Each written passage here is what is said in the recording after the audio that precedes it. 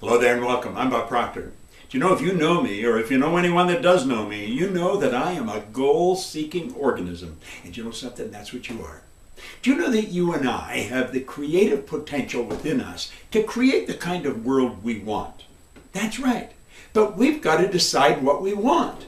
And you want to know the real strange part about it is? Most people never do.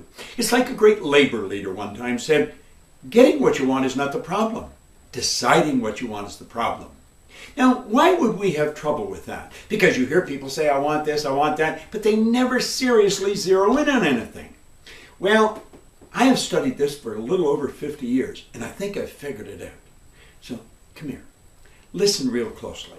When you were a little child, and you started to talk, and you started to walk, and you started to run around, you go around, Mommy, Daddy, I want. And they say, well, how are you going to get that? Well, of course, as a little kid, you don't know. And so the dream would die. They were probably busy doing something else. But you come back, I want. You always want something. Why don't you go and play with what you've got? And you know something? If that goes on for 4 or 5 years, wham, it's pushed right out of our mind. And we grow up with the idea you really can't have everything you want. The truth is you can. You can have your cake and eat it too. But you've got to understand how to get it.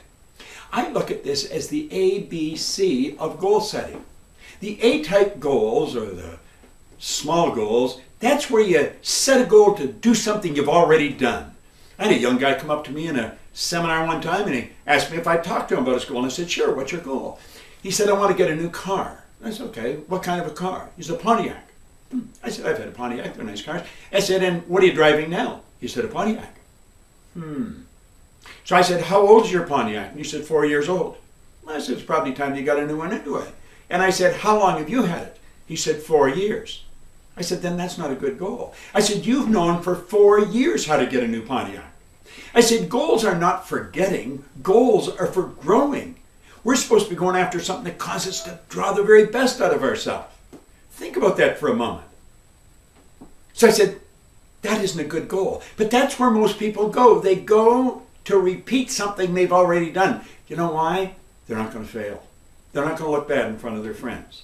Now, every now and then you watch a recording like this, or you get into a good book, and everything starts to jazz up in your mind, and you say, I'm going to stretch. And so you sit and you get a pen out and you think, let me see, what could I do? And you write down, if they did this, and if they did that, and if she comes across with this, and if he comes across with that, if everything falls in place, I could do, and they decide on something.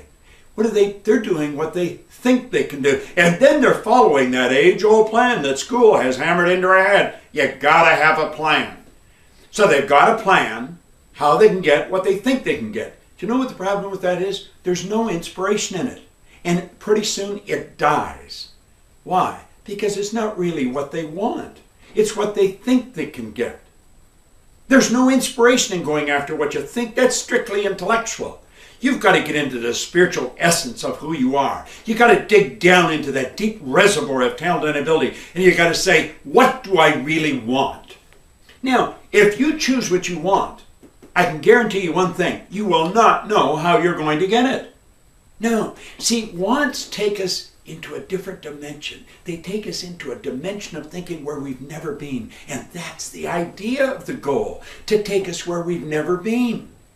Isn't that a wonderful idea? Now, we don't know how we're going to get there. We only know we're going to get there. If we zero in on a target and say, this must happen. That's how the Wright brothers introduced us to the kingdom of flight. That's how Sir Edmund Hillary got to the top of Mount Everest. That's how Edison illuminated the room. And that's how you're going to get what you want. Decide what you want.